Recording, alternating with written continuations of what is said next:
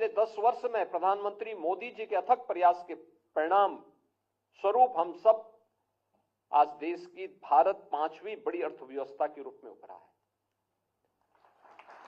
अगले 3 वर्ष के अंदर भारत दुनिया की तीसरी बड़ी अर्थव्यवस्था बनने वाला है। पर भारत का तीसरी बड़ी अर्थव्यवस्था बनने का मतलब हर व्यक्ति की आय में वृद्धि होगी, रोजगार का अधिक से अधिक सृजन होगा, विकास के बड़े बड़े कार्य होंगे, इंफ्रास्ट्रक्चर के लिए,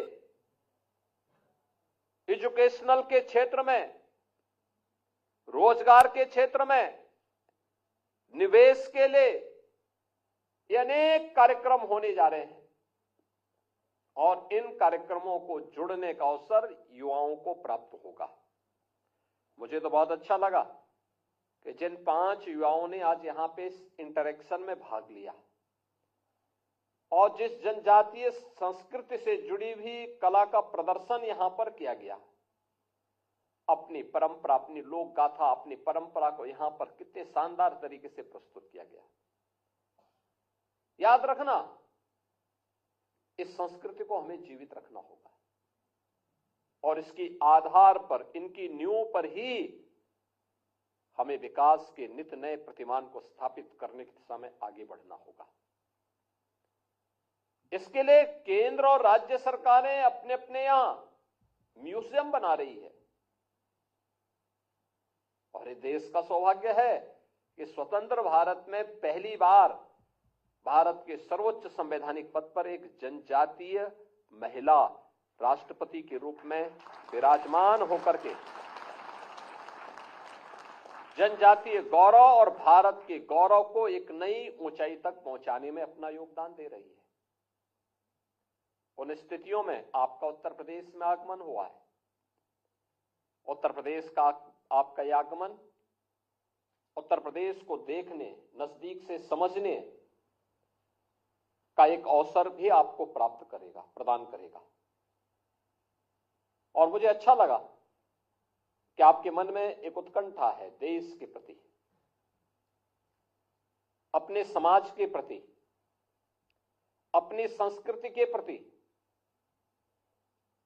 और याद रखना, जीवन में आगे बढ़ने का और स्वयं के उज्जवल भविष्य के लिए और आने वाली पीढ़ी के उज्जवल भविष्य के लिए हमारे सामने एक ही मंत्र होना चाहिए और वह है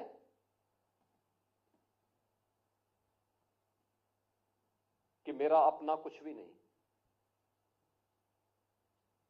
मेरा देश सुरक्षित है तो हम सब सुरक्षित हैं।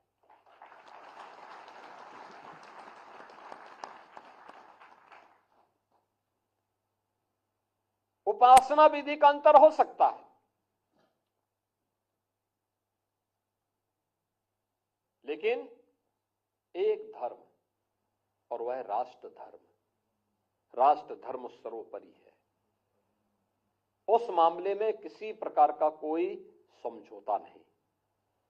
और हमारा जनजातीय समुदाय तो हमेशा से, आज से नहीं,